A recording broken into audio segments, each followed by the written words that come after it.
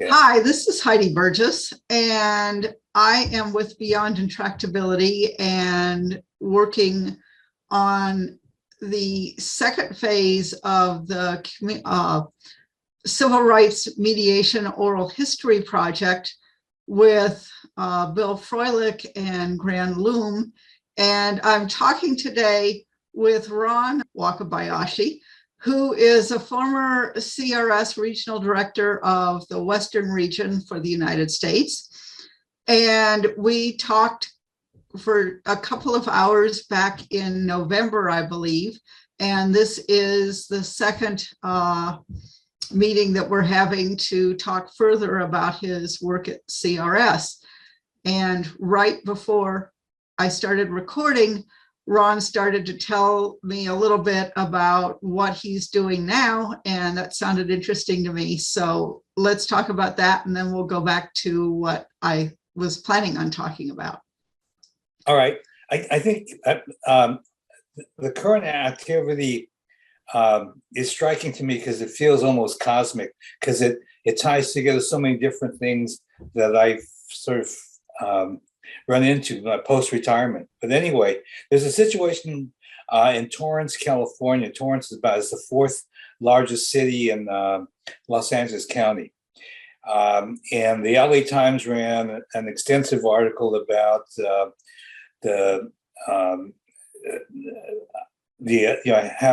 reviewing text messages among police officers that was highly discriminatory and upsetting. The tone and the substance of it. Anyway, 13 of those officers in a relatively medium-sized department have now been put on leave, and the state attorney general has been asked to do an investigation of the department, and then there's another investigation going on with the DA's office. So I reached out to Torrance. Torrance has got a situation where in the southern part of the state, it's been one of the municipalities that's had a small cluster of hate crime directed against Asian Pacific Americans. And so I there's a number of things that drew me to kind of exploring whether we might have an interest in it. And with Ohio State, with the Divided Communities Project, I'm part of another project that's called Bridges, where we're doing community conflict resolution, much like the work we did at CRS. So that's been my interest in it. What the breakthrough was, everyone's been on pins and needles about how to proceed on this. The breakthrough is that I've had an invitation from the Attorney General's office, and a breakthrough also with the police chief to become more involved in helping work through kind of at this stage planning for how we might proceed. This Attorney General's office, the Civil Rights Director, in addition to being a lawyer, has also got his master's in conflict resolution. And I've worked with him, during my career at TRS. I think he's outstanding. But in this investigation, he really wants to explore whether we can apply restorative justice, truth and reconciliation kind of principles and elements into the repair with the police department.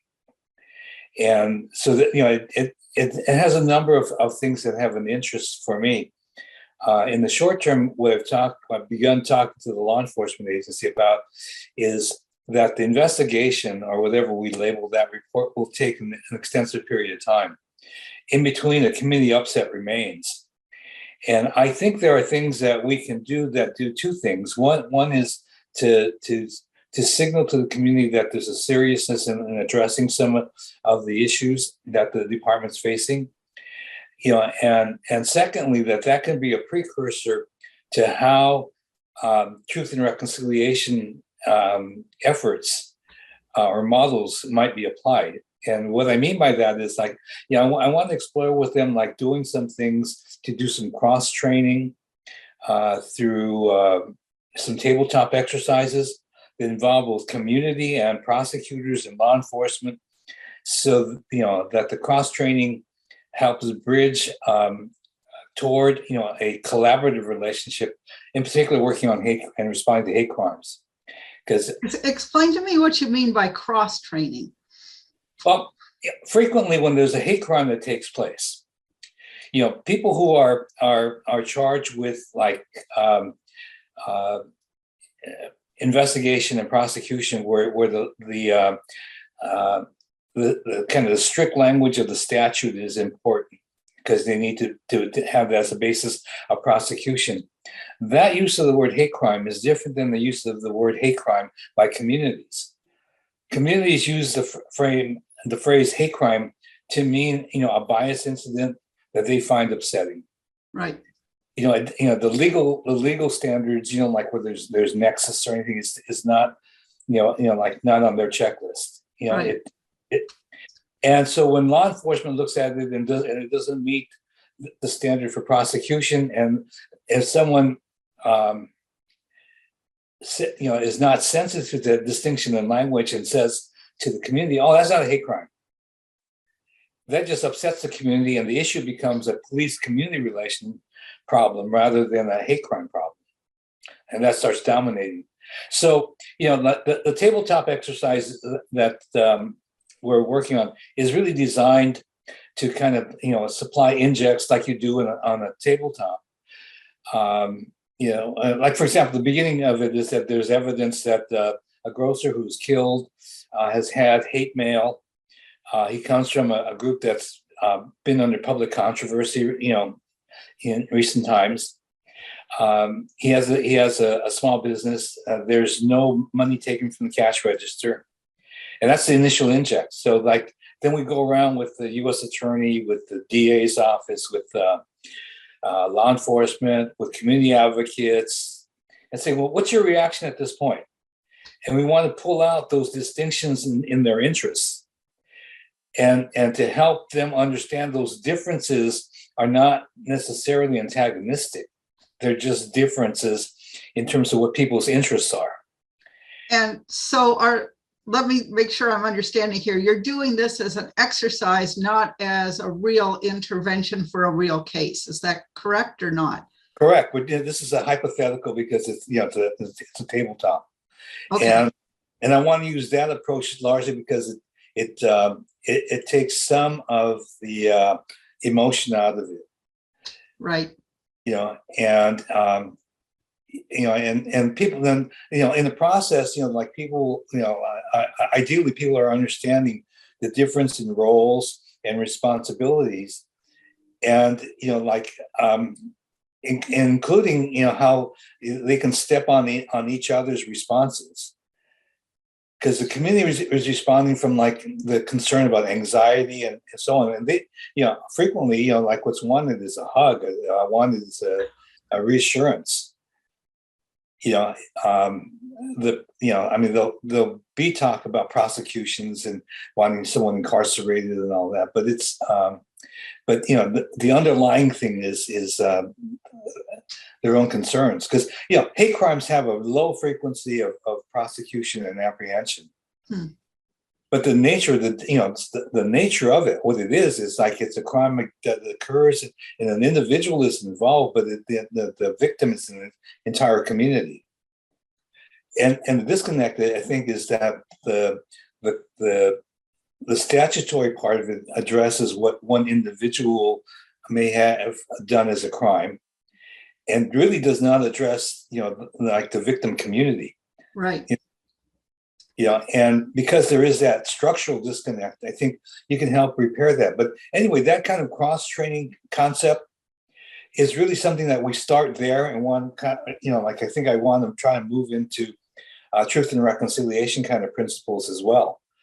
As we go down the line, like in further iterations of that kind of activity, so that if the effort by the state AG to introduce truth and reconciliation, restorative justice into the process we get both kind of, members of the police department, the police union, as well as community prepared, to engage at that level. They'll have a common framework and a common vocabulary.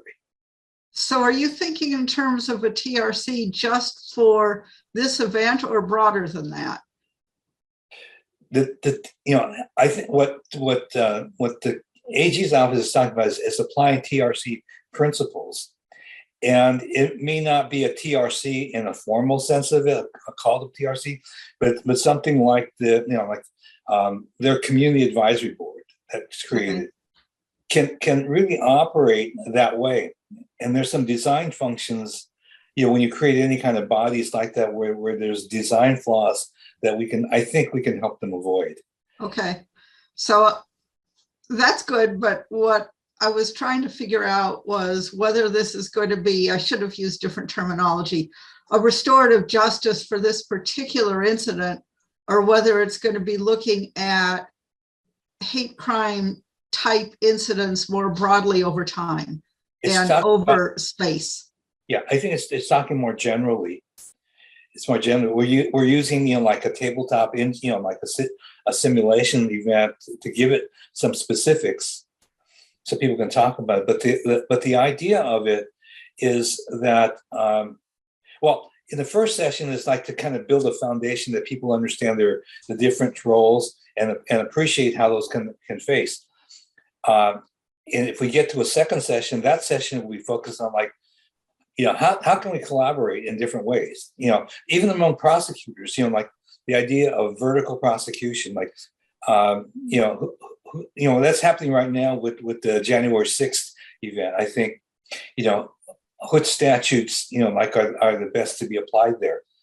And so if the U.S. attorney and the DA and city attorneys, if the folks involved in that side are coordinating and saying, who's got the best statute to pursue this particular case?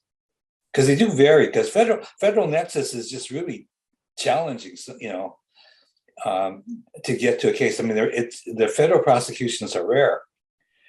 Where the feds are useful is they can be really useful on the investigation side. Uh-huh. Let's pull in the FBI and those resources to look at it. And they strike me as they also bring a certain degree of threat so that the locals will take it seriously instead of just brush it off. Yeah, and resource too, and that's part of the threat, I think.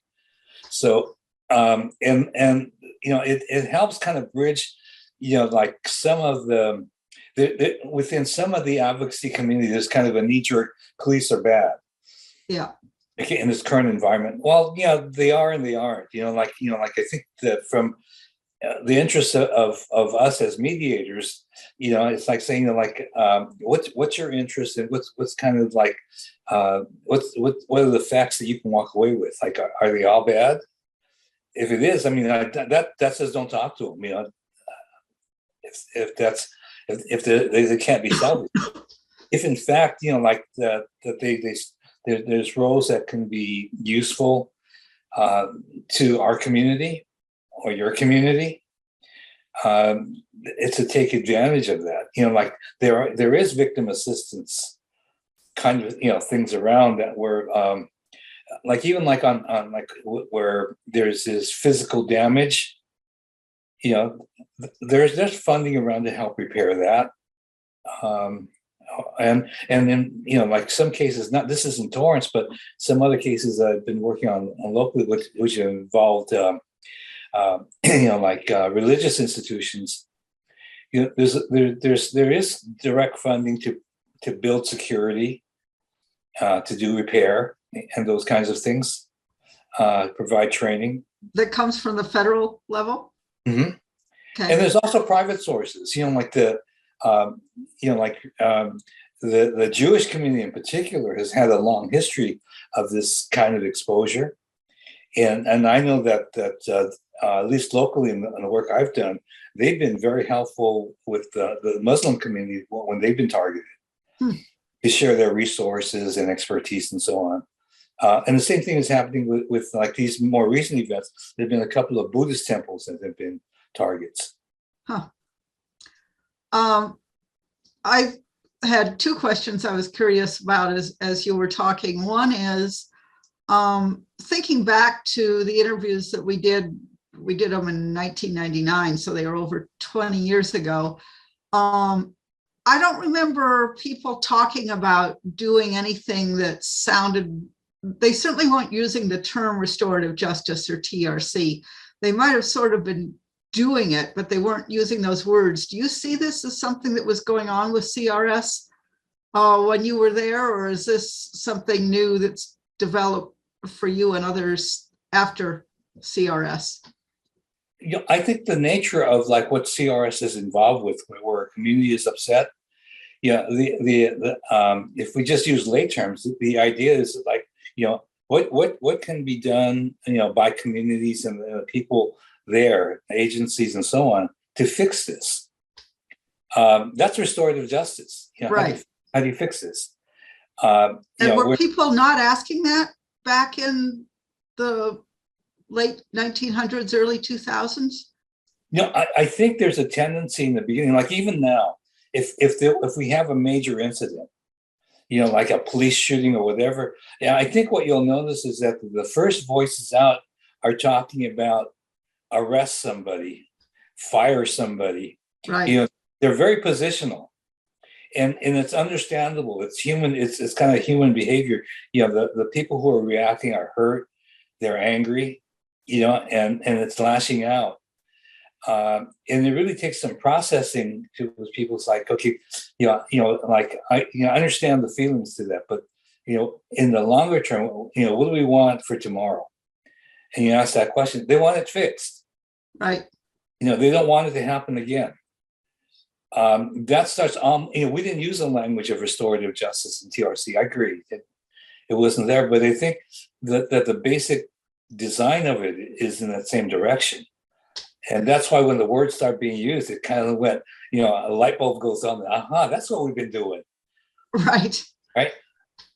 I can remember one interview thinking back, and I kind of think it was Dick Salem, but I'm not sure, talking about something very similar with reference to a school superintendent who was seen as acting in a discriminatory manner. And the knee-jerk reaction was, let's fire the guy. And I think it was Dick who was explaining, well, if you fire him, you might get somebody worse. Why don't we work with him and try to figure out how to fix the situation?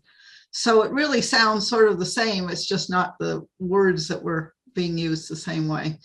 Well, I think for me, I remember like with CRS, they put us through this activity to try to, the Myers-Briggs kind of stuff. Yeah. And so I always thought that I was an idealist. I just presumed that I was. I came out of that as an absolute pragmatist. And when I thought about it, I think it's true, because what appeals to me is like when you enter a situation, for me, it's looking at like, what can we get out of this? I can't always find a fix. In fact, that's fairly rare to find a permanent solution. I mean, things run pretty deep. When you talk about, social conflict in communities are complex. Right. But I think we can get away with improving it. Like my own metaphor with people that I've worked with is like, we might be lucky and get a chance to kick the ball toward the goal. We might get that chance, but most of the time we're just trying to work the ball down the field. And it's a long game. Right. And I that's the way I saw what our contribution is. Like, if you're fixated on kicking the ball to the goal and you try to make that kick every time, I don't think it's productive. I mean, strategically, if you get percentages on your side, like if you can keep the ball at their end of the field, you're better off. You're going to get better shots. So, I mean, that's sort of the attitude on it. Like, and I think that's part of what I mean by the opportunism. Okay, it sort of answers a question that is further down on my list too, of how do you gauge success? And success doesn't have to be complete peace in our time. It can be improving relations so that people can work together, I would imagine. Yeah, and just improving things. So even it's foundational for the next piece. Like, like the nature of things is like I can't find any historical period where people found like a complete solution. It just doesn't exist. I mean, there's generally an advance. There's also going. There's the Sisyphus phenomenon as well as you go Right. a few steps back. But I think where there's progress, the progress isn't to any kind of end state. And I think that end state kind of concept is nice in some ways in an idealistic form, but if we don't maintain sort of the kind of not just vigilance, but maintenance of relationships and of situations, there's just tendencies in dynamics on this planet that we're going to go into conflict. I mean, my own view is conflict is natural. Right.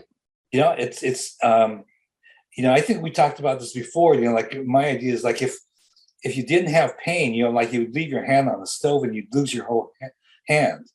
It's a gift to have that pain, but it doesn't serve you once you take your hand away. Right. Right. And so you want the pain to go away. And I think that's part of like using that kind of metaphor. Okay, let's appreciate that, that the conflict identifies something that needs to get addressed because it causes pain. But let's not hold on to the pain if we can avoid it. So take your hand off the stove. Right. Let's go on to kind of, dressing the wound or whatever else, moving toward healing. That's the metaphor for me, and I mean, depending how long you left your hand on the stove, you've got a different kind of repair to become involved with. But it's just more productive, and then I started understanding sort of my own pragmatism. Interesting. Another thing I was thinking about as you were talking was wondering.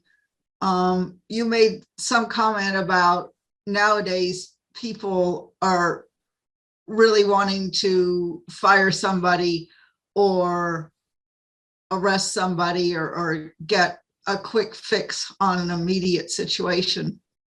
And I'm wondering if that's different now. And a question that I had when we were before we started doing these interviews and we were putting together the list of questions we wanted to talk about is I'm wondering whether the nature of police community relations, police community trust is worse now than it used to be, or were the problems that we're seeing now really there in the early days when you were working at CRS? Has the nature of the community police relationship changed? I think it has. I think, but a large part of the change, I think, comes from the work of communities, and the availability of technology, particularly videos, to be able to have more people, have a perspective, to have a lens on what takes place, because I don't think we all have the same lens. I do think there are degrees of privilege that we all have that give us and provides different kind of lenses on what we can see as a problem. I know, like when I was a kid, I grew up in Boyle Heights in a predominantly Latino neighborhood, and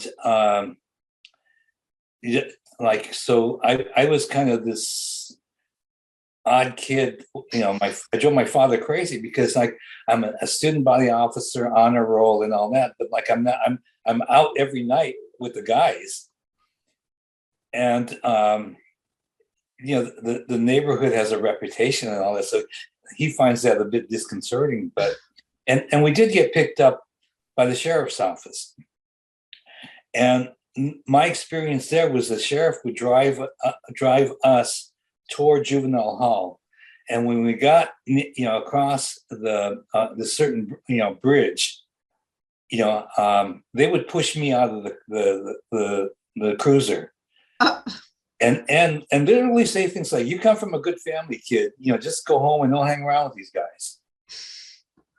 And how many times did that happen? That happened for me. I mean, I recall a good half dozen times. Wow. up. And I didn't at And the the time, Latinos got dragged in and you didn't. right. Wow. And it And did gave, anybody question that? we did, but it like at that point in time, it just felt like that's the way the world was. Okay. I mean, that same event, if you give us a video camera, and we've got a different situation, right? Right. So, I mean, I think the technology has changed a good deal of it. Both good and bad. I mean, one is to bring its existence clearer so we can address it. On the other hand, I think some of the other changes is that I think that the polarization has grown so much more. I mean, in different ways. I mean, I think the expectations of our stage of technological development is that we have an expectation of absolute solution. And like when we give it like an analysis or an autopsy of every situation, we do an assessment down to a micro level. And I don't think any of us can sustain that level of scrutiny. I make mistakes and I've got my biases and all that, but I think in the overall scheme of things, like the balances, I think I am not problematic, that I would help like move things forward in a positive way. And I think that's true of a lot of people. But on any specific incident, if you deconstruct it, I won't pass that test. None of us will. Right. And I don't know that that's useful to take it down to that level of scrutiny, because it takes it down to a level of scrutiny where you can't fix it. And then and it depends on what you mean by fix. I mean, if a fix means a complete cure, yeah, I think that's rare, and we're all going to be disappointed. But if our expectation is like it's like we have a reasonable relationship, where most of the time it will work. I mean, it's not always going to, but and that's unfortunate, and sometimes it can even be tragic. But it reduces the potential for the kind of polarities that pre-exist, a controversy, and that kind of pre-existence kind of makes it really challenging to move things toward, getting people to the table. I think I said in our earlier talk that I view success as if we can get people engaged. The resources or the situations for an answer may not all be there, but if they're engaged, it takes some of the edge off it. Like right. That you're talking to someone, they may be flawed, but flawed is different than evil. Right. And if they understand that the other side isn't evil, it makes a lot more possible. Yeah. Well, if they're evil, it's hard to forgive somebody evil. Right. Someone's flawed, you can forgive. Right. Because I'm flawed. I'm sorry I did that too. Yeah. Like there's plenty of things I do. Like, my flaw list would take a couple of tablets in small print. So you're sort of moving into where I was expecting to start. Maybe that's by my interpretation and not really, but we made a distinction in the earlier interviews, which we got from people we talked to, between community or street-oriented processes and table-oriented processes. And most of what we talked about in the first discussion we had were what I would call street or community-oriented processes. And we're sort of all talking about a hybrid here. But the question I was planning to start with was, did you ever engage in table-oriented processes, some more standard mediations or dialogue or something like that? And if so, can you talk me through one of those cases the way we talk through the community cases? Okay. Yeah, the one that comes to mind for me, I had a case situation where uh, a Native American group used this historically. Had used this one location that adjoined, a national forest for their ceremonies, right? And then, like what occurred, they'd used it for decades, and then what occurred was that the county was in, went to its own change and expanded its code enforcement activities. And so, this is a fairly remote location. It's about 10 miles of dirt road to get to it. And before, it was kind of left alone. Now the code enforcers, because they had more of them, got out there and said, well, this doesn't meet code. What do you do? And they said, and then of all the things that matched up in their codes, it's like, well, the only thing this fits under is you're a retreat. So, and I said, okay, we're a retreat. Well, if you're a retreat, then you have to do this, and you have to have parking, and you have to have this plumbing, and you have to have this. And then they tried to shut down the Indians from their retreat. So we got into sovereignty rights, and it didn't play all the way because it was not tribal land. It was just a place where they did. And eventually we got that to a discussion where I talked to the county code people and representatives of the different Indian groups, and we sat down and we had a mediation. And it was interesting to me in a number of ways. One, there were the cultural aspects that if you do tribal stuff just very frequently, it's not the same clock. If you say we're going to meet at a certain time, it may or may not happen exactly at that time. And then at the beginning of the meetings, there's kind of a process of folks, especially tribal folks, having an interest and a need to give their story of how they arrived at this time and place. That's important to them. And from a task-oriented standpoint, it can be annoying. Why are we doing all? And the county people are on the clock, right? So, fortunately, we had a chance to talk to them about this, and I had the opportunity to deal with their expectations beforehand.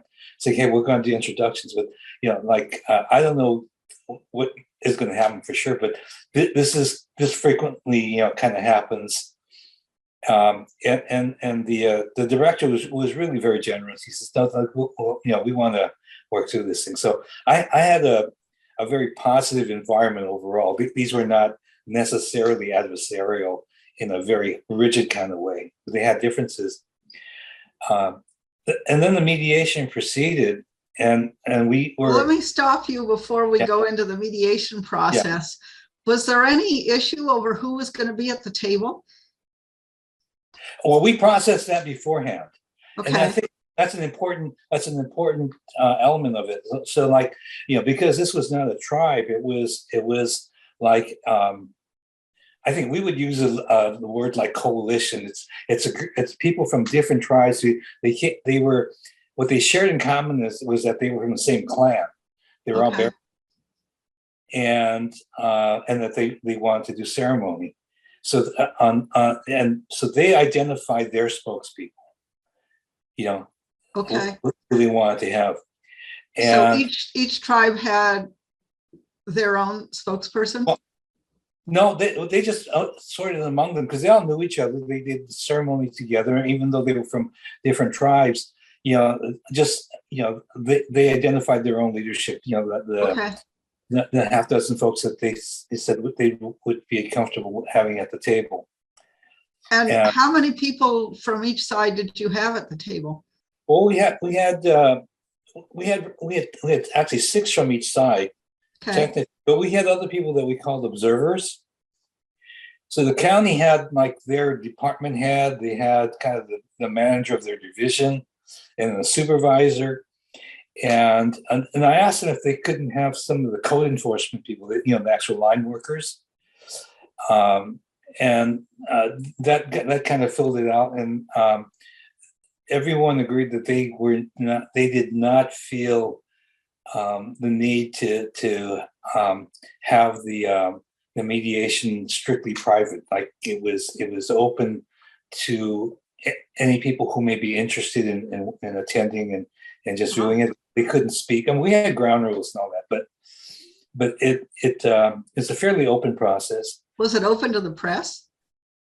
It was open, but the press didn't sniff it out, so that didn't become an issue. Okay, go back to where you were about how you ran the process. Well, we went through.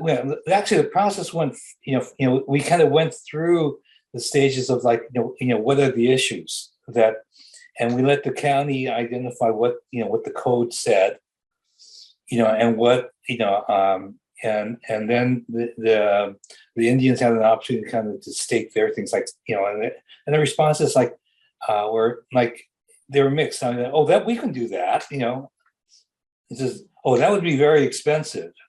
That'd be difficult to do. There's a long road that's all dirt for us to pave all of that and have parking.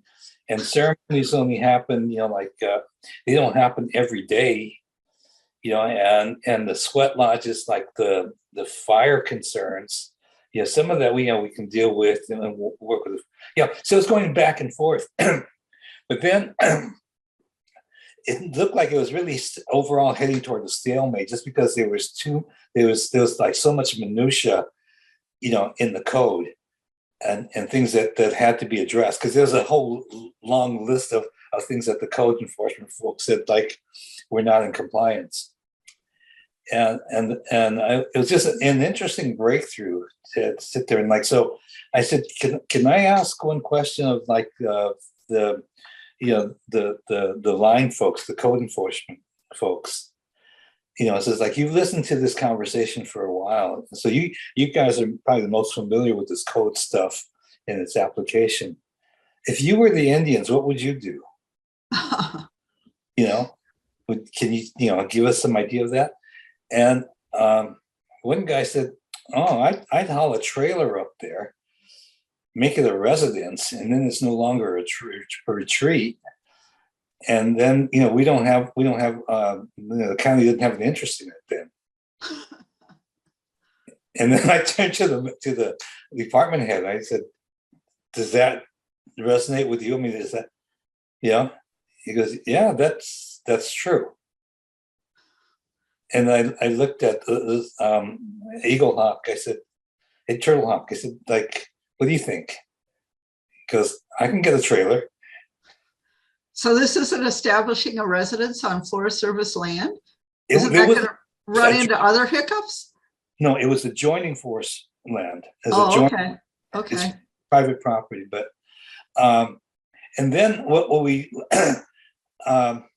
people were satisfied with that, both sides. I said, "Do we have an agreement?" This is, and there's a nodding. It's like, well, now that we have an agreement on it, let me explore this.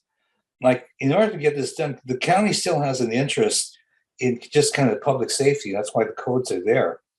Can the county be available to the tribe to help them look at those kind of issues? Because the tribe, as said, as we talked about, they have a shared interest in wanting to have safety for the people who come and do ceremony. And so if there are things that, the code, it isn't there necessarily to punish people. The code is there to protect people, and so if we get not to the position of that, but to the interest, with that, would the county be available to the tribe to help do that? Because the tribe says, even if we do the residential, they still need to pull some permits. Right. So is there an agreement to kind of work together to do that? And in the long run, I mean, it took a while, and the implementation took even longer because they had to raise money. Even to get the trailer, and they had to rebuild the kitchen. Because they had a common kitchen on there, and that there's some compliance issues that they needed to deal with, even with the residential. I see. So But they were more manageable, I gather.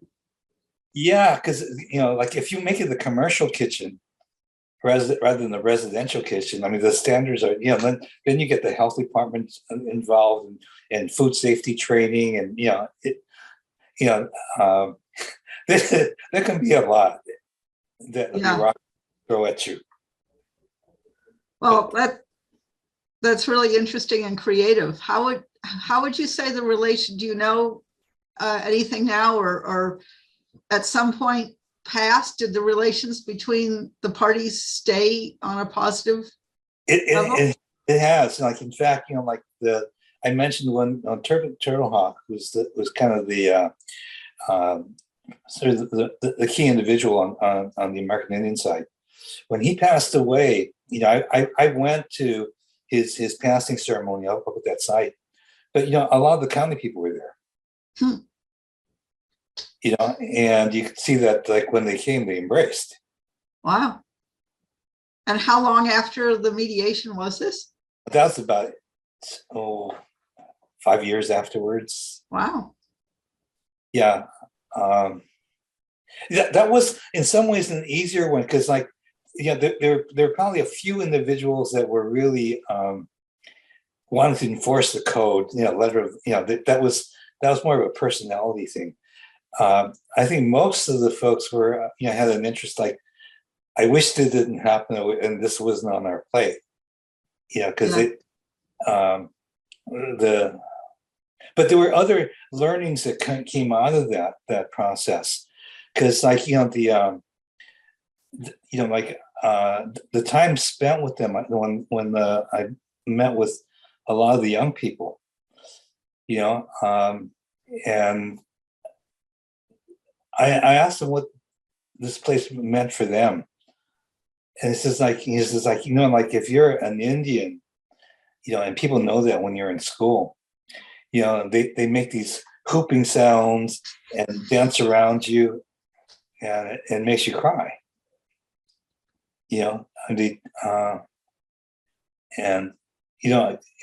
Like it's one of those kind of things where you can see it. I've seen it.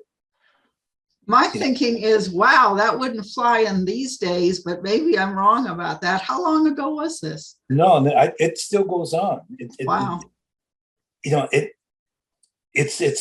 just doesn't reach me. I mean, look at the activity that's going on, like, about, like, mascots with high schools and stuff. Yeah. That's a slow change on, like, what should be, like, if it's wrong to disparage, an ethnic group, that's not, there's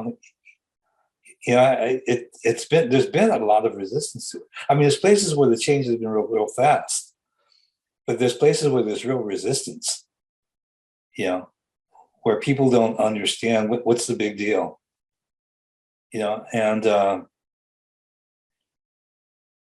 I know, like, it ties into your own personal experience. Like, I was director of the Japanese American Citizens League.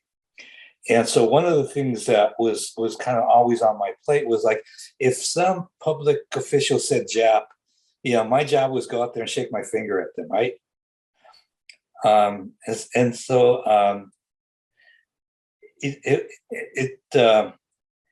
It was like something I did. I remember talking to Senator Hatch, and Senator because, like, he's a good guy, man. I have breakfast with him every weekend. He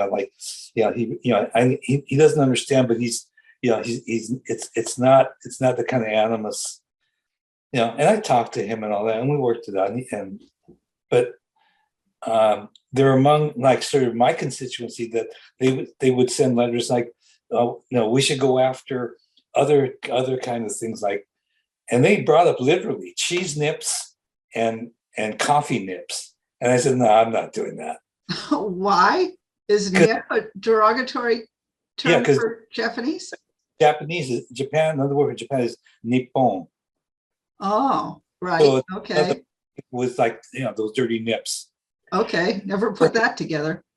For me, though, like, I didn't grow up hearing much of, like, sort of the being called Jap. as I grew up, that wasn't part of the experience. But what I did go through, because remember I said I grew up in a Latino neighborhood. Yeah. There's a chant that's in Spanish. Chino chino japonés come caca no eres. It's it's actually pretty gross. It's like chino chino, it's Chinese, Japanese. It's just word sounds. Come caca, eat crap. No eres, drink urine. That would push my buttons more because I grew up with that. Yeah. And saying like, okay, if you do that, you're going to have rocks coming at you. It's just kind of an emotional button. Did the kids that hung out with you, I'm thinking about the kids that you got caught with by the sheriff, the kids who you were hanging out with, did they defend you? Oh yeah. Yeah. I mean, we used to trade lunches. I used to get their burritos and they get my rice balls. but it's there's still stuff in there. I'm like, like in my high school, there were only 11 Japanese Americans in the school. So we were still a minority. And there's a continuum of folks who are your classmates, so it's a range of experience. But I understood, like, if you looked in before 9/11, the day of infamy in the United States was Pearl Harbor. Right. So, well, if you go back and look on Pearl Harbor Day on December 7th, was had the greatest number of truancy among Japanese Americans, because that's the day where you either get, like they had what they call slap the Jap day. Uh-huh. You go through that, and frequently, this other stuff, like you knew certain teachers that were intolerant that would stand you up in front of the class and say, "No, you need to apologize." Wow. And you heard kind of parallel stories, like during the Vietnam War, the guys who were in the service in Vietnam, if you're Asian, they pulled you up to the front and said, "This is what the enemy looks like." Wow. So you grew up with that. So when the Indian kids talking about, like, the people go, like cupping their hands over their mouths and hooping, I can understand this is kind of the visceral reaction to that and what they want. And so it kind of evolved into doing some other casework with schools. And how'd you go about doing that? Well, the kids identified the schools that they were at, and they said, "Okay, let's go talk. Let's go talk to them." So did you do assemblies there or small group stuff, or?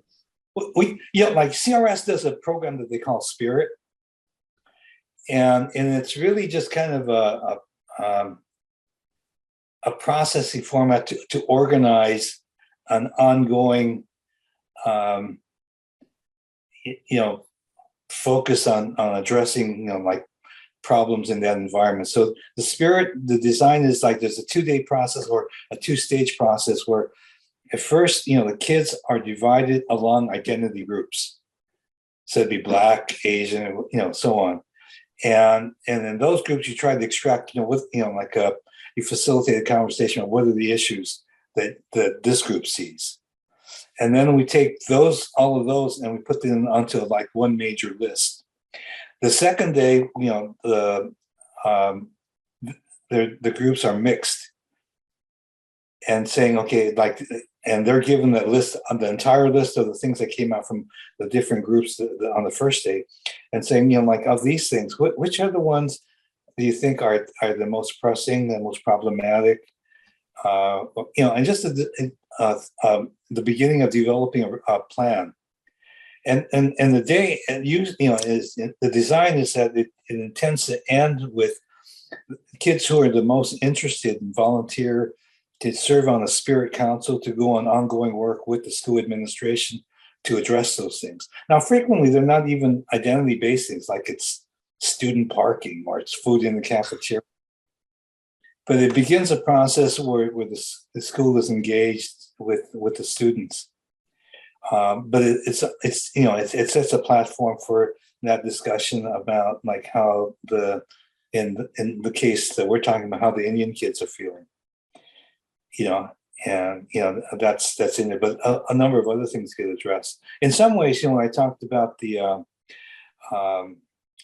tabletop with the police, and that's really sort of the idea of it. That like we get a kind of a citizens advisory group.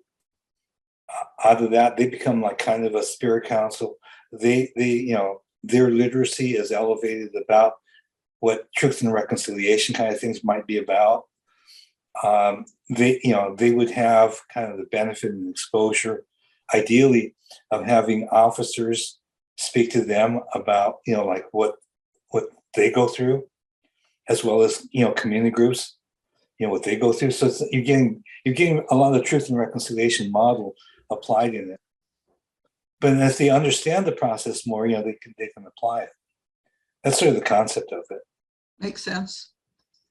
Let me go back for a minute to the table-oriented process that you were talking about. Were there any trust issues, either the Indians not trusting the other side or not trusting you, or the officials, the county officials not trusting the Indians for that they were going to bargain in good faith, or not trusting you to run an even-handed process? I think there's always that,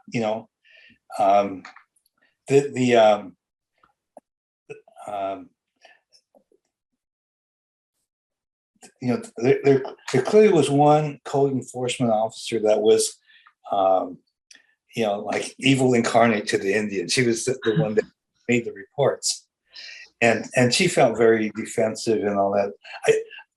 I talked to her before the sessions, and I asked her how she was feeling about that, because I'm just and she shared that she felt that discomfort. And I said, like these processes like really don't work well if people are mistreated or feel intimidated. Like you either are not going to show up, or you're not going to speak, or it's not productive. So that that's something like that I would want to address. And we've talked, just in small groups with the tribal folks. And I think they understand, and I shared what their understanding was. Their understanding was that she's a new employee, that she's given the code book, and she's, and if you read the code book, that's how it would read. You don't have a parking lot. You don't have, so many bathrooms per number of people. You don't. They can figure that out. But you're the one who made the report, right? Right. And she probably doesn't know how flexible she can or can't be. Yeah, and she can't do the workaround. Yeah. And if she's been like probably more experienced, she would have some like, oh, they do workarounds on these things. Yeah. And so, I shared with her that we had that conversation internally, with among the Indian folks. And that initially, they was upset with her, but I told her like that had dissipated, but I really see that as part of the process when you bring people in. If you have someone that feels that they're going to be, targeted, that doesn't help the process.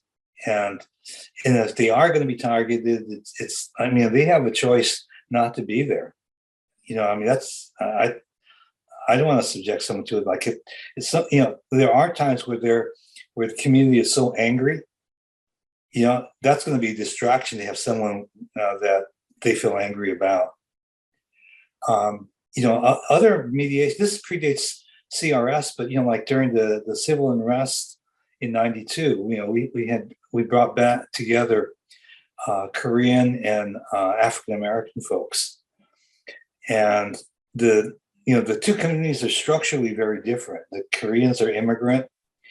The power really resides in the first generation, who are not English fluent or even English speaking, but they hold the power within the community. So are you talking about in LA now after the Rodney King situation? Yeah, so we have them sitting down. Okay. And the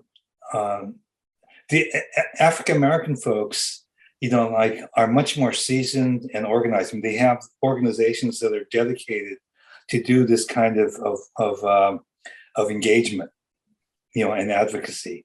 The Korean folks really don't.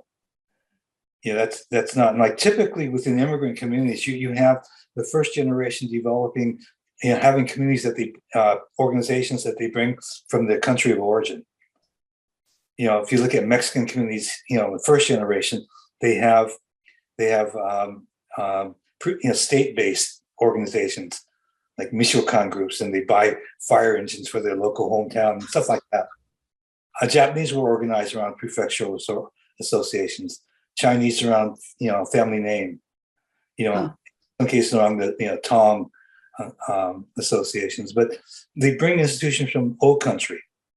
That makes sense. And then, after they're here a while, the organizations that develop kind of serve their more immediate needs. In the Japanese community, people, there was a concentration of people becoming gardeners. Japanese gardeners was a common stereotype. But if you have a rake and a hose, you're in business. It kind of fits. And if you look just generally within communities like nail salons of Vietnamese, donut stores are Cambodian. Koreans have convenience stores and dry cleaners. I mean, there's concentrations for various reasons. But you start developing institutions along those lines, so Korean American growth, because they buy things in lot. They even have group insurance, a lot of things that so they have those kind of institutions that serve their survival. And it's not really till you get to the third generation to where you have upwardly facing organizations like advocacy and civil rights and civic. So the Koreans are short on those. And what's at the table are what is called 1.2, 1.5 generation folks, the kids that are raised here. So they're bilingual, but and they're much more culturally adept. They can interact with other communities, and both linguistically and culturally kind of can fit. So they're fine in the conversations, but they have no authority. They've got to take it back to the first generation. So the process is uneven that way. And quite frankly, I mean, I saw some things where there were some African American folks that took advantage of their lack of mobility, of agility. And there's different ways you balance off. In Los Angeles, the pastor of the First AME Church, Cecil Murray. Cecil was just a revered person. I mean, if you met him, he's, if you've met any of the civil rights people, like C.T. Vivian, they just have a presence. It's like you're in the presence of a saint. Well, Chip Murray had that kind of presence and respect. So I asked Chip, would you just be an observer in these meetings? And so Chip came in. But the difference was the people who were kind of being opportunists in the meetings became statespeople in front of Chip Murray. It changed the dynamics. So I mean, I learned things like that. What was the goal of the meetings? The goal was to see how, there was a presumption, because the media said there was a Black Korean conflict. There's a presumption of conflict and saying how do we fix this conflict? I don't know that there was a deep structural conflict, or cultural one. It sort of depends on your assessment of it, but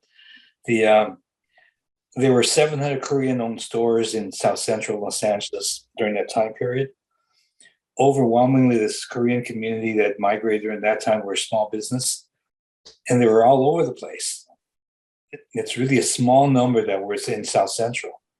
South Central at that time, had gone to a demographic shift where the African American community that was 90%, Black at one point, middle and upper income, were able to kind of move out. They're moving out into Antelope Valley and Inland Empire, and what's left behind is much more concentrated, impoverished community, higher crime. And those are structural things in my mind. And so that's what this small group of Korean merchants were encountering. And the group of Korean merchants that are ending up there are the less successful or the newest arrived. The folks are more successful, have built business, they've moved into suburbs with their stores. So this is a structural situation that sits there. And, and there's cultural things that get added into it. But it's going to be a point of conflict and it takes place. So there were some incidents like the shooting of Latasha Harlins. Latasha was a 12-year, I think I might have talked about it. She was 12 years old. She was shot in a Korean-owned store. I think, yeah, you did.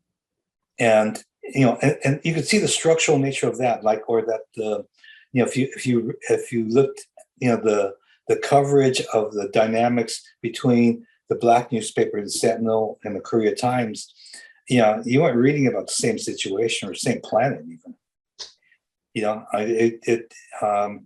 And that's why I think so much of this was structural. And so in the conversations, we can help them identify that some of this is structural. It's misunderstandings. Like putting money on the counter is not disrespectful. It's intended to be respectful.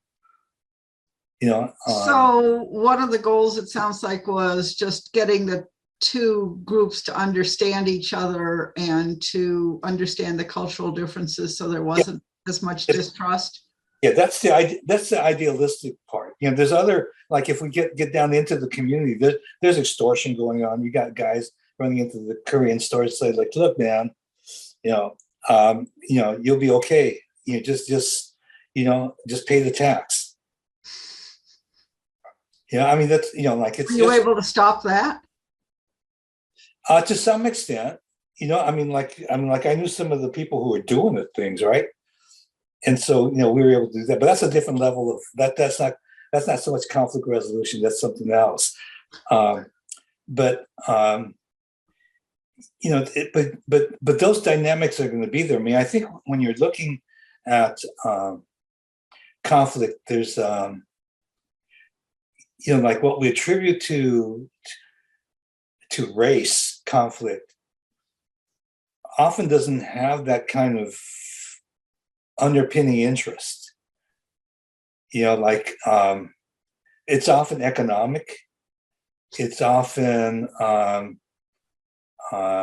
romantic. Like some of we had a period where, like in LA, in the high schools, there was a high school blowing up every week. Wow. Law enforcement had to come in, and there were these protocols arranged for what you do in the school. The whole school is in unrest. Okay, so you weren't talking about an actual bomb. You were talking about the civil unrest. Yeah, but the unrest in the school, like it's kind of like, there'd be actually, like the beginning is like over like a girl, right? And like I met this one school, I just remember in particular, the two males got into mutual combat, and then that turned into a food fight, because it's during lunch period. And it was in a small group. Then the food gets thrown in, and it hits this one kid that's got this brand new outfit, and he just starts cursing, and he's using racial expletives because he's got this food thrown on him. The people further out just hear the racial expletive, and they hear race, and then it's just on. It just it's contagious, and so the school goes into lockdown. The demographics of the school were that the Latinos outnumbered Blacks in the school, so the Blacks felt threatened, and like the lockdown protocols, like you go to your homeroom or your next period of class. The smaller number of Black kids going, we ain't doing that because I'm going to be one of 4 Black kids in with 30 other Latino kids. I'm not going there. They would seek out the Black teacher, who's, in the bungalows across campus. The cops come in, to settle it down. Who they see walking, like outside? The Black kids. So this campus would be 80% Latino, 20% Black, but who gets picked up by the cops? Yeah. Yeah. So there's a lot of dynamics that are playing out that I think, part of our role is to be able to go in there and like help create, the what I've just kind of shared with you. This is how this took. The spirit sessions. Yeah, this is how it took place. And this is how it ended up that like such a disproportionate number of Black kids got picked up by the cops. So if you had one of these things happening a week, were you able to handle them all, or did you have to triage it? I mean, it's always triage, but like when you're having a whole bunch of them, then you can work with the institutions, with the school district, and say, hey, look, this is going on, and there's things that we can see. Like on your lockdown protocols. I mean, those are good at one level, but they've got to be refined further. When the kids that are going to go cross campus, and if you kind of know that, just set up for it so they don't. There's other things that go on, like when like the way this stuff, because like in this one particular campus, the one I'm thinking of, this, the population of the school, because of like all the demographic changes, the high school was built for about 3,000 students. The number of high school age students in that jurisdiction, was now around 8,000. Oh. Okay. So they were busing kids to other schools. So the fascinating part of it is like, so you would have an incident happen on this campus in the inner city. A half an hour later, the campus that the kids are bused to, that's going down, that's going off. Wow. Because the cell phones, yeah, are reaching there and saying, well, you need to deal with that. And then the difference is like in those suburban schools where the kids are at, the behavior is different. Like mothers in those areas were climbing down the fence, climbing over the fence to get to their kids. Because they were so worried, their perception of like inner city kids coming in, and that the suburban kids were at risk,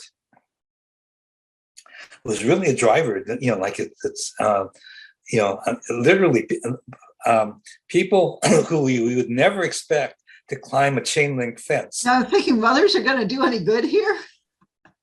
But it's kind of just shows you the degree of fear that they had about their kids.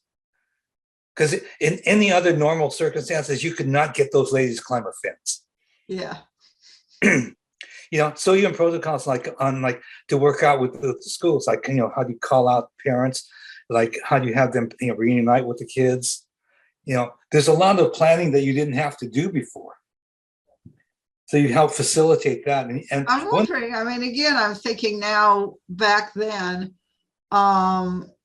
I had a long discussion with Silke Hansen about Boston when Boston was first desegregated. I don't know if there were moms climbing fences, but there were sure moms putting up a huge fuss. Oh, that was us. I wasn't there, but I've certainly seen the footage on it. Yeah.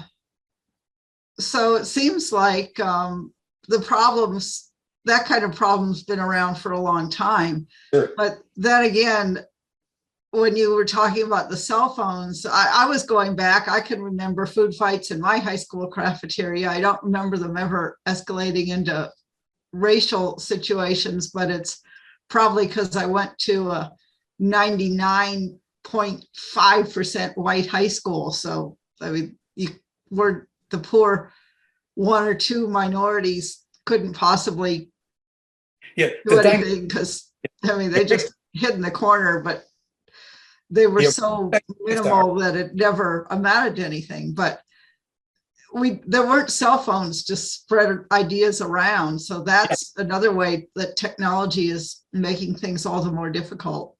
It is, because like the 92 civil unrest, was the contagion was the news media. That's how people found out. It's through the news media. Right. But now it's cell phone. Like that's so much faster. Mm-hmm.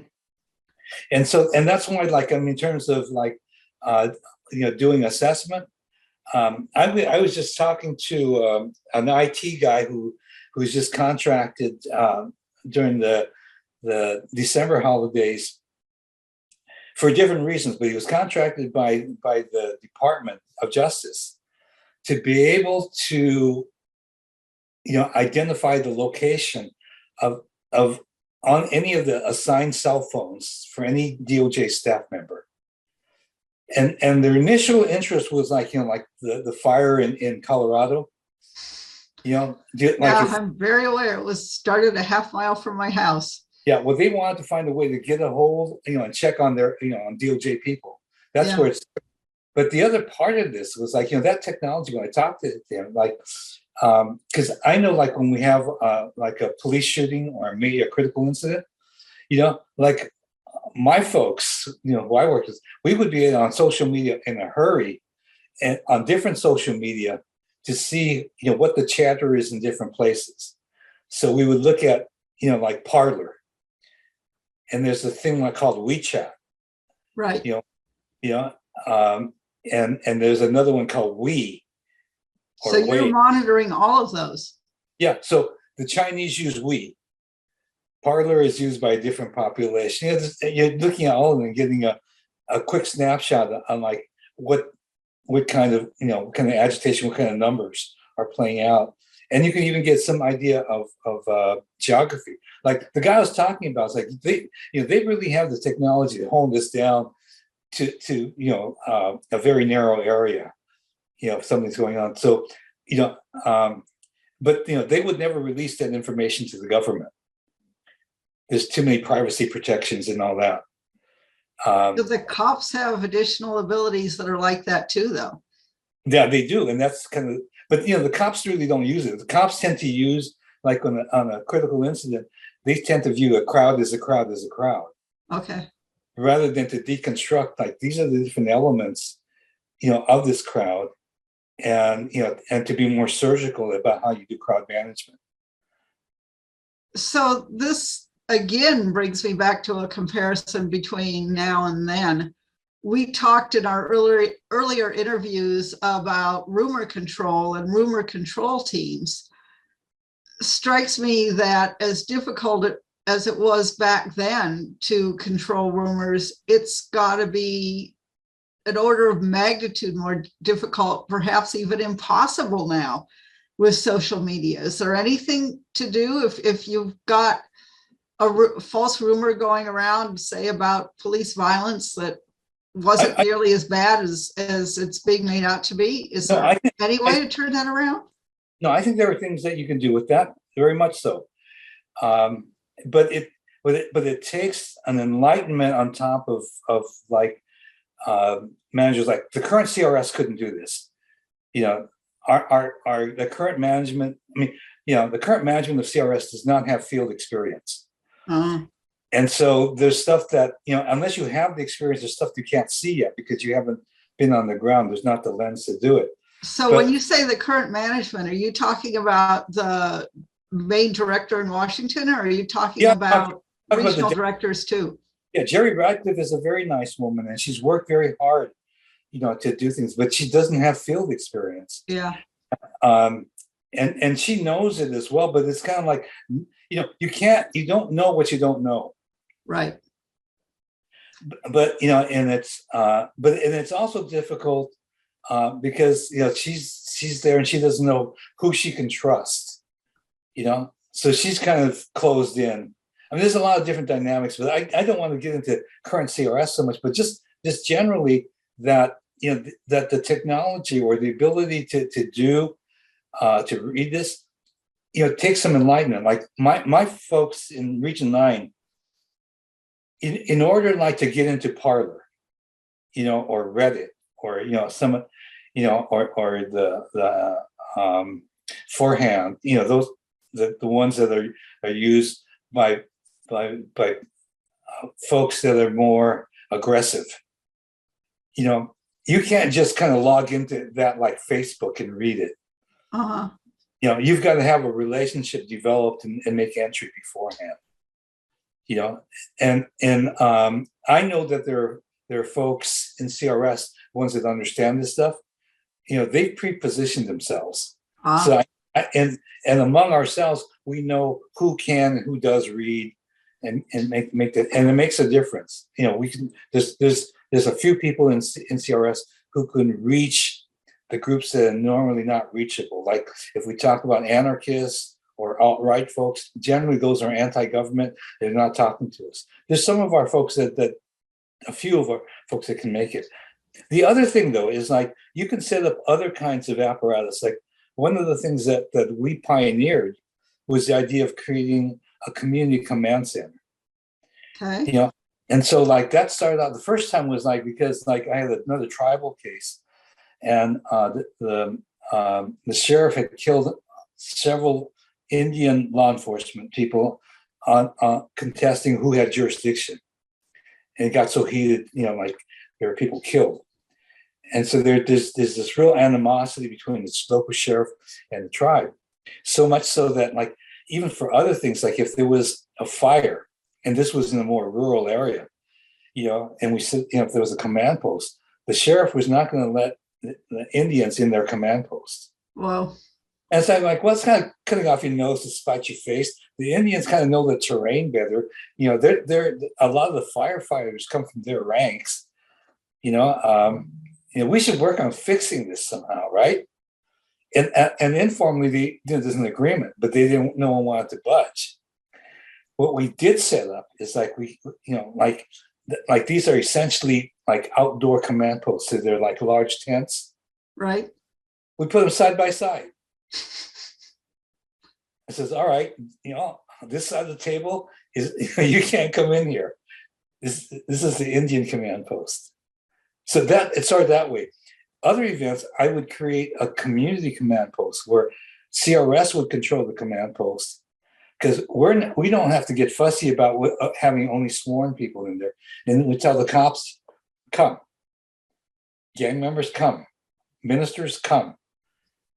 And if something breaks out, you had a place where the rumors could come in and folks could work on it.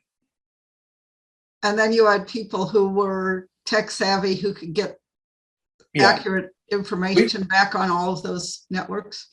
Sometimes we could do that, but if there was a rumor if something was breaking, if we had it like in the community command post, you have folks says, can you check that with your people?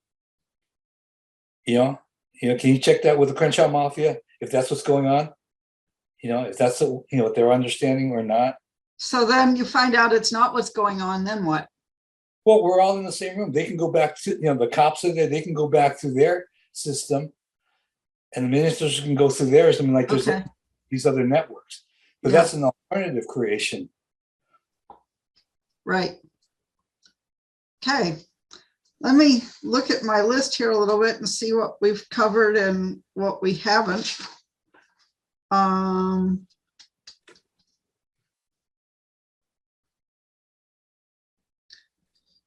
Can you talk a little bit about power disparities?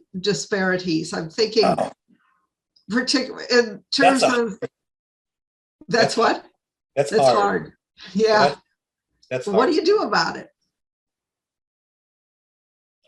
For me, I've taken very seriously, that we're third-party neutrals. Okay. But the concept of neutrality deserves, a lot more discussion, or impartiality.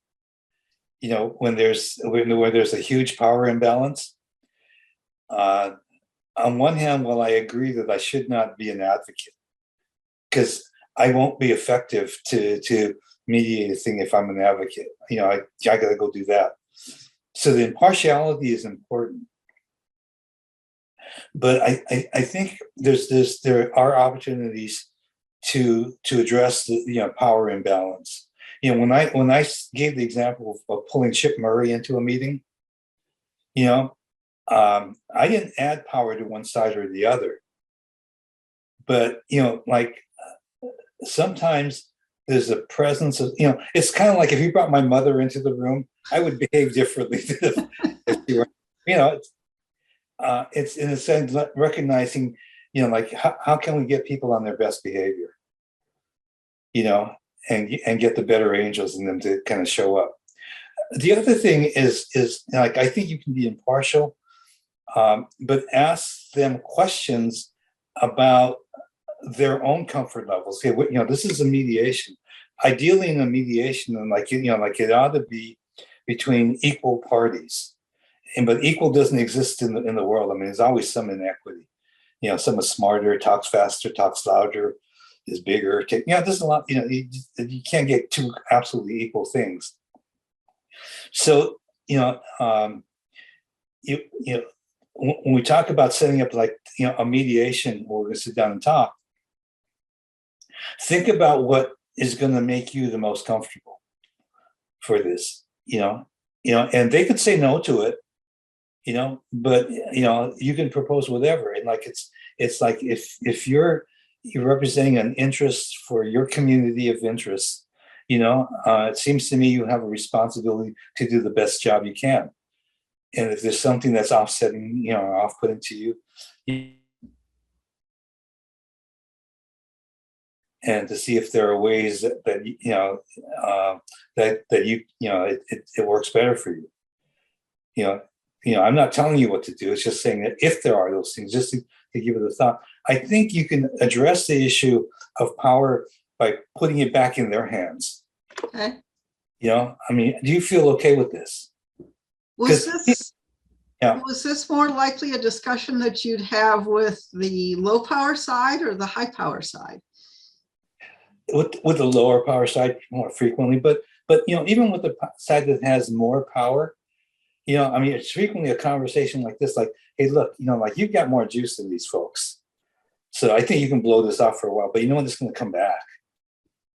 And it's kind of like when it comes back, there'll be something else that comes back with it. And it's just going to not stop. And it may not be on your watch, maybe, but it's still going to come back.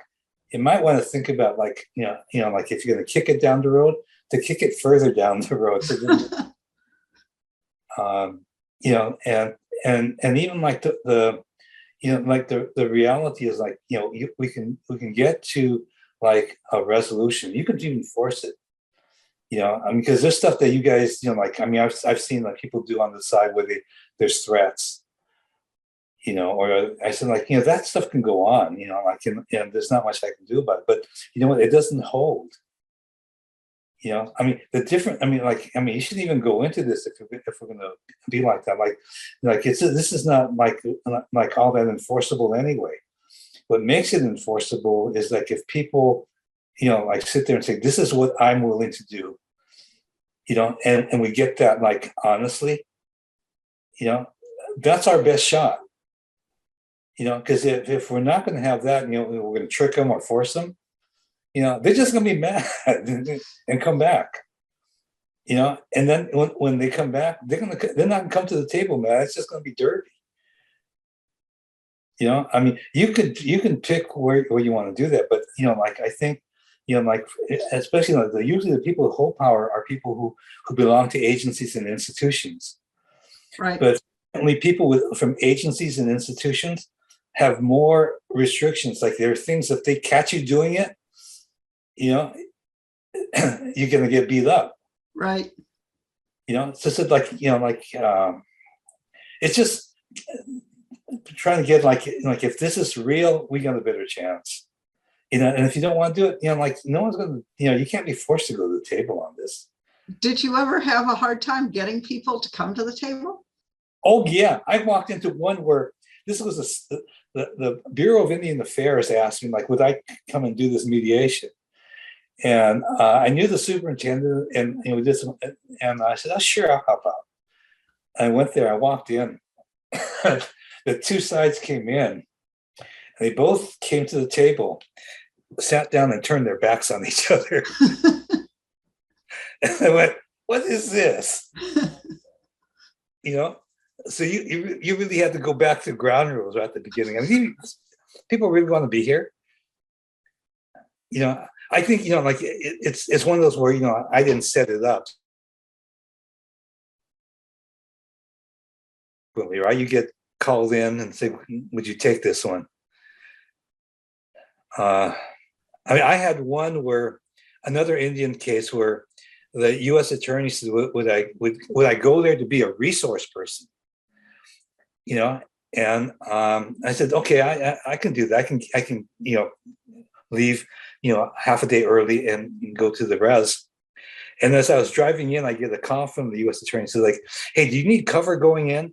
I said, what do you mean? Do I need cover? He says, no, there's been a real upshot in gun sales and ammo sales and stuff like that. I said, you didn't say that to me on the first call.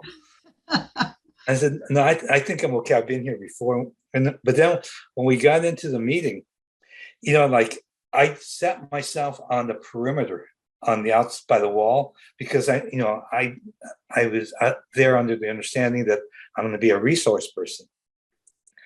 And so the superintendent was there, and the sheriff was there, and the tribal chair was there, and they went through the whole first part of the meeting that set the stage. And after the stage was set, the superintendent introduces me and says, like, and Ron's here from DOJ. I'm gonna turn it over to him now. I'm thinking there, what? Let me go back for a minute to the two sides who were sitting back to back. What did you do? Oh, I just pointed it out. So it's like, look, you can't help but notice you guys have your backs to each other. Do you not want to be here? I said, like, because it's like you don't have to be here. I mean, this is only going to work. At that point, did they turn around or did they walk out? No, they directed to me because the mediation technique was to direct it to me. Right, right. But that's even hard if you're at one end of the table and they're the other sides with their backs to you, they can't even talk to you.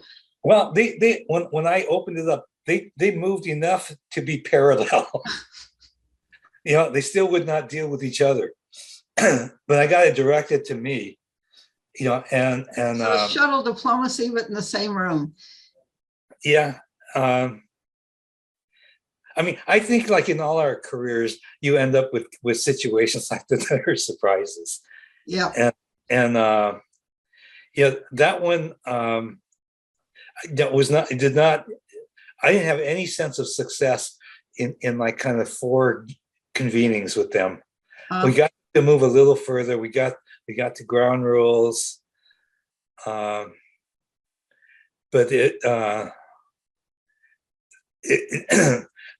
they weren't willing to sit down. This is they wanted to kind of just fight it out. But they came to 4 meetings, which seems surprising if they just wanted to fight it out. But part of that is face saving. Yeah. I keep on going back because I have questions that I think of as you're talking, and then we go further. You made a distinction between neutrality and impartiality. Was that just using 2 words for the same thing, or do you make a distinction there? I made, because I've not been able to find myself neutral. Like inside myself. I mean, sitting there, right. I've not found neutral. I found a degree of ability to be impartial. Okay, so impartial is behavior to you, and neutrality is what you feel. Like even recently, I was talking about like the Torrance PD guy said, look, he asked me, well, they're concerned, like, well, how does the AG feel about this? I said, well, I can't speak for the AG, but I'll tell you, like, just the conversations I have with them and the director's office is that I'm open with everything I'm doing as long as I'm free to. In other words, unless I tell you and we have an agreement that I'm not going to say something, I'll keep that. But outside of those kind of agreements that I have to, that I make, I generally treat like whatever I'm saying and doing that's among the parties. It's open. Because if I'm, if you worry about what I'm doing over here, what I'm saying over here to them, I know that stuff goes on. And like, if I have to caucus with people, it's just, I do it with disclosure. Because so when you caucus, you say that unless you tell me I can't say this to the other side, I'm going to be willing to repeat Yeah. what happened here. Yeah. Okay. Because otherwise I have a hard time remembering what I can or can't say. Right. So I want it to be like, if generally the things like, don't, like if you don't want me to, this is not to be repeated, identify it for me. I'll respect that. But otherwise, like because there's things like, even in like the thing with, even with this PD thing, like there are different community advocates of different sorts. Some would like to shut down the police department. Right. Others would like to reform it, and others like love it, and I'm not going to be in any one of those positions. I'm not going to love it and not want to shut them down. And the only way like if I'm talking to one group, you say, well, you talk to that group. I said, yeah, we could, and like there's, and I have the same understanding with them that I have with you, right? Like, unless they tell me I can't talk about it, I could share it, and I'll, and I know it's awkward. Something like, if they told me I can't talk about it, that could raise concerns. But that's part of the baggage I got to carry if that's the case. But generally, in terms of what I'm doing, like it's, I want to remain as impartial as we can, and even perceived as impartial. And do you see that as frequently problematic, or it sounds to me like the way you're describing the way you deal with people, it would build trust pretty easily? I generally speaking, I think most folks, in most situations, are not like so sensitive that this becomes an issue. But there are cases where it does. For instance. But there's deep mistrust. Already. I mean, there's just a historical mistrust, like with and it modifies over time. The crowd, like in an advocacy,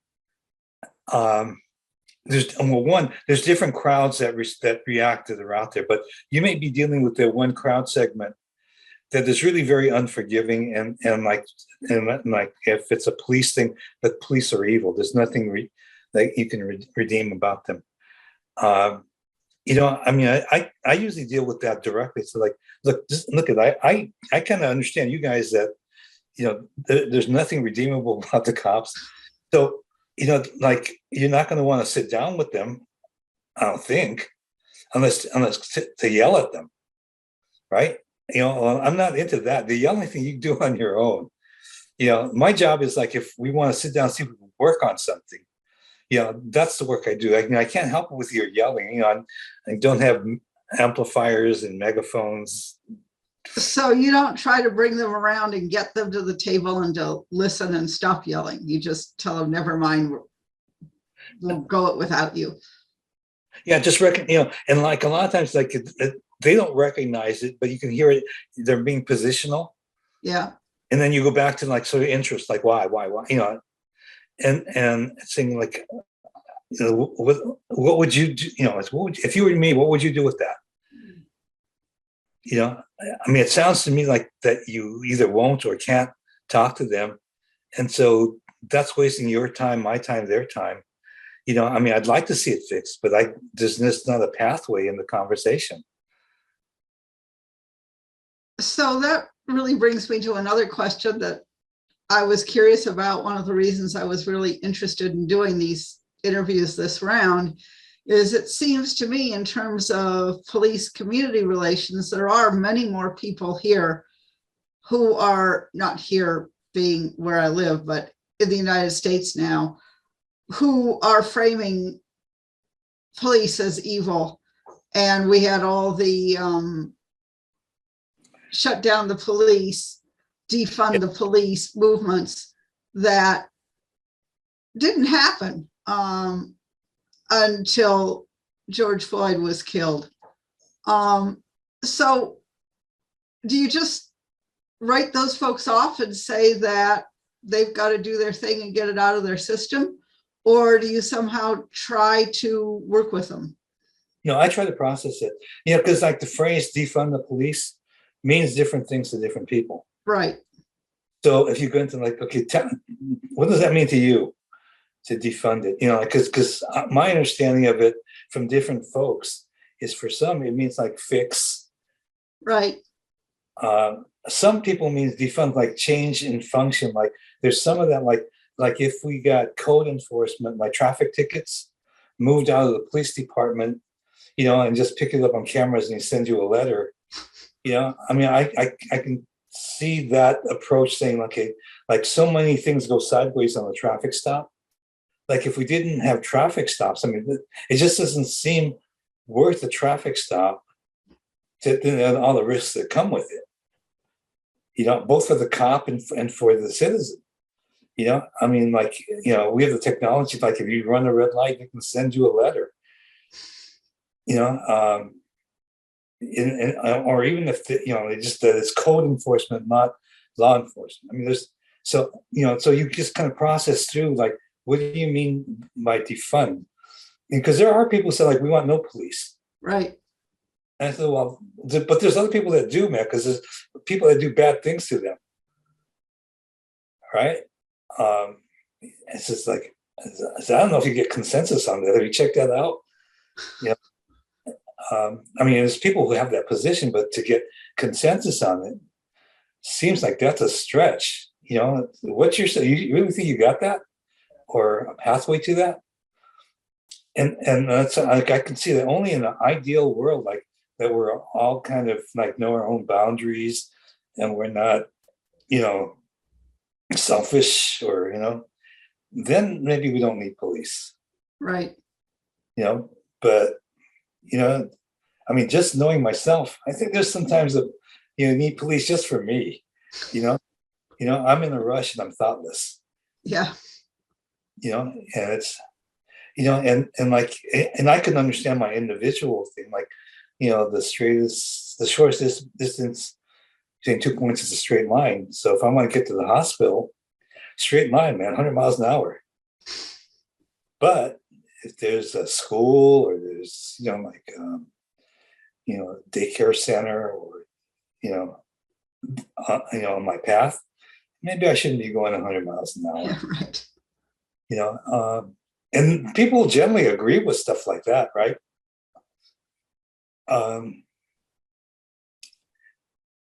I think one of the things with folks is in Hawaii they have this phrase called talk story. And what's that mean? And talk story just means like, tell story. I'm sorry, I didn't understand what you said. No, they use the word talk story. It's not talk story. It means the same thing. But let's go talk story. But I do think that kind of storytelling is important. I mean, even in like reframing, if you reframe only in sort of the technical language of what's said, and depending on who your audience is, talking story is better. It's more understandable.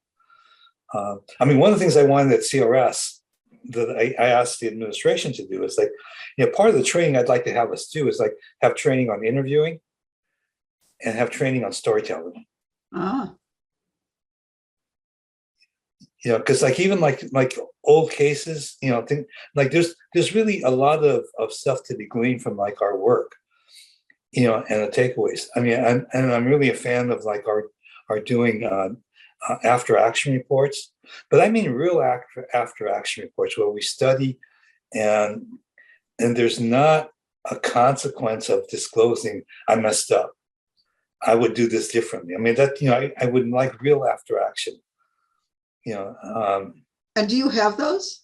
Did when you were at CRS, did you have those? I think in my region I did, but I didn't use them for personnel purposes. So what did they just go in a file and get stored away, or were they used somehow? I think they're used among like my staff, but I wouldn't transmit them to headquarters, because they lack context, and its purpose is not supervision. The purpose is like learning. I mean, it's an aspect of supervision, but it's really more narrowly supervision. Like, what are the takeaways from that? I mean, even little things like for us, like making entry is something that we've got to think about. Like, being with Justice Department gives you a certain kind of advantage in some ways. Like, if I call up a police chief or a mayor or someone's like, "Hi, I'm calling from the Department of Justice, and I understand that this incident happened. Can you just kind of give me a rundown on what you guys, what happened and what you guys are doing?" Even if I don't connect right away, says, "Can you get whoever give me a call back?" I'll get the call back, or I'll get the connection. Now that People feel defensive, however, is just saying you're from the Department of Justice threatening. It is. And I know that other times I come in and say, "Look, I'm with the Department of Justice, but I'm not enforcement, I'm not investigatory. In fact, I have a confidentiality requirement in the statute that's, like a year in jail or $1,000 fine. I take confidentiality serious. I think you make entry in different ways. So, like sometimes a cold entry, I've exploited it to reach a city official that I've never had any contact with. And now in retirement, I've had to learn to do it differently. Like with this talking to the police department here, it's a cold calling, and I said, "Hey, look, I'm retired. This is the work I did do with Department of Justice, but I'm retired. I'm working on a related kind of function, and that's the reason for my call. And this is the kind of issue that you guys are involved with. I did work with this department, on a similar issue. The chief, the incoming president of Major City Chiefs. Here's her number. If you want to check me out, please do. Because I want you to be comfortable with it. That I'm just, this is just not like some guy calling, like out of the phone booth. Right. We don't even have phone booths anymore. But the entry is different. And even though the entry now is more complicated than just saying I'm from DOJ. Why? Because before, just saying I'm from DOJ, I'd be in. And it's simpler to say, once I'm in, I could give the whole kind of, look, this is who we are. I could do that. Right. But now I can't get in that quick. Oh, so you're saying because you're not with DOJ, do you think it's the same for people who still are in CRS? Or is DOJ not carry as much weight as it used to? It does at different times, and it depends on what administration is in. Right. You can tell on the inauguration day the change in sentiment. Literally on the inauguration day, there'll be a change. But just in general, because most people are not all that partisan. If you call like a city or a law enforcement agency, DOJ is still DOJ. I mean, you get entry. Yeah.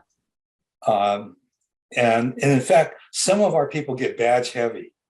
I'm DOJ, and you go, stop it. You're not who you're pretending to be. Yeah, right.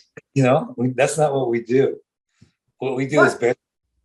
Sorry, go ahead. I said what we do is better than that. Yeah. But there are people who get badge heavy. There are people who actually carried badges for a while, way back. Wow. And that's like as the human relations director for LA City, I had a badge. They gave me a badge. I wouldn't carry that around. It's just I didn't want to be seen as law enforcement. Yeah. What percentage of your calls were ones where you initiated with a cold call as opposed to somebody calling you and saying, hey, can you come in and help? I think that changes over time. And when I first started, it was I'm making the calls. But after you're there so many years, you really kind of get to know the advocacy groups. And then even within like sort of law enforcement agencies, the patrol guys that you ran into, are now captains and commanders, so they call you. So it's more personal relationships than CRS being known. So whoever's at CRS, they just know to call CRS. CRS isn't known.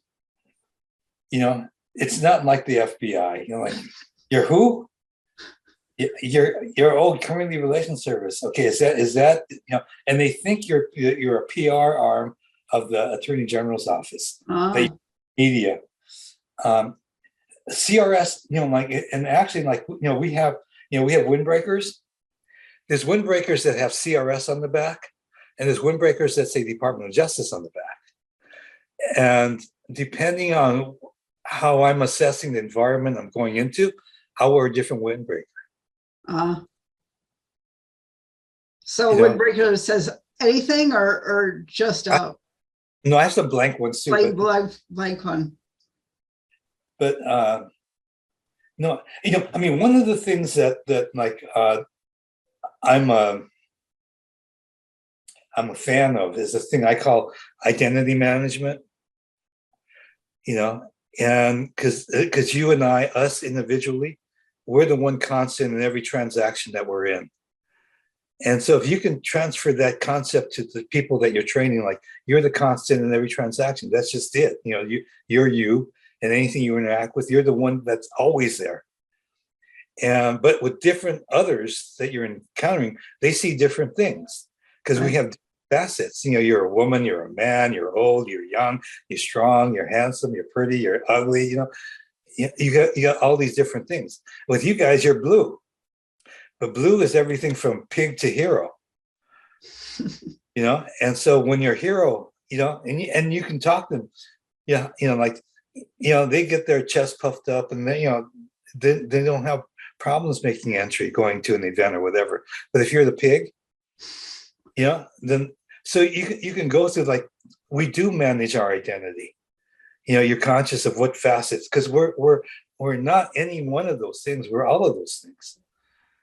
And I think that to the extent that you can train cops to be agile, that gives them an insight in terms of how a person with a disability or a person of color, a woman, or a gender minority, how they're feeling. Because when you're having a conversation with someone, you can kind of spot pretty quickly which facets are showing up, in how they're perceiving you. And often, even when you're doing it, and you can see that you're doing that to somebody, right. And you can modify it and say, hey, I'm doing this, and I don't mean to. I mean, it's incomplete. But I think the management of who you are helps you navigate your interactions with people. If you're unconscious about it and unconscious about your own as well as others, there's more reason for mistrust. And it's kind of the shorthand is you don't get it. Right. And the quicker you can get to someone feeling like, I think he's been there before. I think he gets it, or he really gets it. There's a whole continuum there too. Yeah. Your entry level is so different.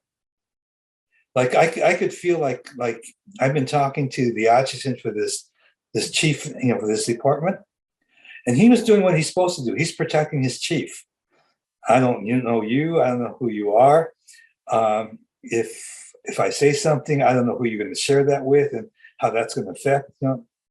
And so we got to a place where I could talk to him about this. But, I saw you doing your job, and that's good. I respect that, but I want you to know like that's kind of what the kind of stuff I do. And I'll tell you this, that when I say I respect that, if we talk straight up and there's stuff that needs to be closely held, it'll be closely held.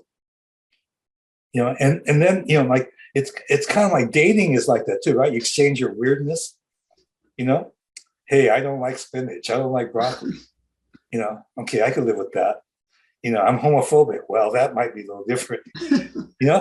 But it's the relationship building is exchanging kind of like your little idiosyncrasies and being okay with it. Because the way I started off with this adjutant, like he was very protective. But at the end, my last conversation, it's like said, no, you did your job, man. And when I sit down with the chief, I'm going to tell him so. Because I think that's important for him to know. Because he needs to have folks that he can trust around him. And if I can give him that feedback that that you look after the interests of the department and of the chief. Now, if he's a snake, I'm going to try and get you. But it doesn't seem to be. It seems like he reached out to the AG to try to look at like what the department could do. He's a local guy, and then there's a lot of things that you and that's what I mean by talking story. It's like when I do talk to him, and I've already talked to the adjutant that way. I said, look, in the beginning, it's like, this is sort of my interest in the case here, and this is what I know, and so I'm doing as much disclosure as I can going in, and just building on that to kind of build relationship. But what I'm saying early on is that if you were DOJ, I would have got to the conversation with the chief much faster. I had to wait till the chief actually met with the Department of Justice people, and then after he met with them, now the adjutant says like, yeah, you mentioned Michael Newman, yeah, you mentioned Vilma, he says those are all the people who are doing this thing. I said, I know, that's what I told you, that's why I told you. And I don't expect you to believe it at that point. I mean, you could look it up in the directory. He says, yeah, but they mentioned you. I said, yeah, I knew that too because I talked to them. But and I wish this was faster in some ways, but that's the way it is. And I'm retired. I got time. It's you guys that don't have the time. I'm wondering, this is slow with you in your position now. It would have been faster if you had been with DOJ, but would the trust have been there? It strikes me as you go straight to the chief saying that you're from DOJ and don't go through this slow trust building process. It might be more difficult to act for a while. I don't know. I think either way, you've got to do the trust building. Yeah. Because, like the lack of trust with, if you're DOJ, the identity is like, this may go to consent decree and pattern and practice, and I said, hey, look, I know folks in that department, and I know they're looking at it as well, but I don't talk to them. Straight up, I don't talk to them. And it's not that I don't like them; it just doesn't work for me. I mean, I'll talk to them about specific situations, and I know the DA's people are doing an investigation. And I'll let you know, I've talked to one of them.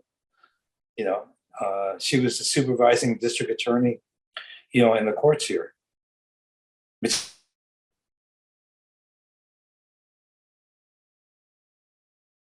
What the DA's office is looking at is like how they characterize the department is that you guys are aggressive, but you're professional. I says, that works, man. I'd like, if you just listen to that, what that means when the DA's folks are saying you're professional, they're not going to be out to get you. So, I mean, I think it's still incremental building. Right. Even if I got in right away, he would suspect that, if I was DOJ, it's like you're kind of the decoy for the pattern and practice. Right. And that just costs cities so much money. And, they don't want that. And I don't blame them. But on the other hand, I've seen departments where, Man, that's the only way these guys are going to change, man. So, so I think the experience helps. Yeah. I know for me, one of the things, like when I'm like in the training with patrol guys, when they have asked me, like, what department did you come out of? I feel really good about this. No, I didn't come out of the department, but it says, like I've got enough kind of lens. Yeah. That, really helps. Yeah. And I've seen that just in so many places. So I try to achieve that and earn it. Great. So. Well, we are just about at 12 o'clock. Okay. Not my time. Okay, you're right. 11 o'clock your time, but we've gone 2 hours. Okay. And I think we've jumped all over this list of questions and have touched on most of them at this point, I think. Okay. I want to go through and do an assessment about what things, if any, that we haven't covered that I'd really like to talk to you some more. I might decide that, nope, we really got it covered, or I'm not sure we're going to need another full 2 hours, but let me just take a look at it and get back to you and see where we stand. But in the meantime, thank you again very much. You've been tremendously generous with your time, and I really appreciate it. There's one question on this list. Yeah. About mentorship. Uh-huh. And you know what I'd say? What would you say? Your parties are the ones that teach you. Aha. Well, that's consistent with what you were just saying. Yeah. You learn so much from them. And if you and you give them the space to give you feedback. Okay. Okay. Very good. Thank you much. Talk to you. I at least want to hear, I'll maybe come back to you in 6 months and say, hey, Ron, what happened with the police situation? And sure. I don't remember where it is, but curious to see how this one comes out. Well, it's fascinating because he wants to use truth and reconciliation approaches. And they're interested in creating another CRS-like entity within the state AG's office. Uh-huh. And they've had one before, and the person that directed that office is back in there running the reparations commission work, and the racial profile. I mean, that's why I think there's a cosmic thing of we're all, it's so tied together, from 30 years back, and it's all kind of having a confluence. It just feels like there's a reason for this. Yeah. Yeah. And so come back. I mean, the sequel in 6 months ought to be good one way or the other. Right. All right. Well, let's plan on that, but I may come back to you, come back to you before 6 months too, to cover the. Well, that's fine. That's fine. I told you I'm retired. As you could tell, You're retired the same way I'm retired. Yeah, but work and play are still just essentially expenditures of energy, right? Yeah. This is play. Right. Well, that's what I was thinking is the same thing. They're the same thing for me. But we're lucky that way. Other people aren't so lucky. Yeah. So enjoy it. Enjoy it. I am. You too. Okay. And I'll talk to you. All right. Take care. Soon or in 6 months. Okay. Thanks very much. Bye-bye. Okay. Bye.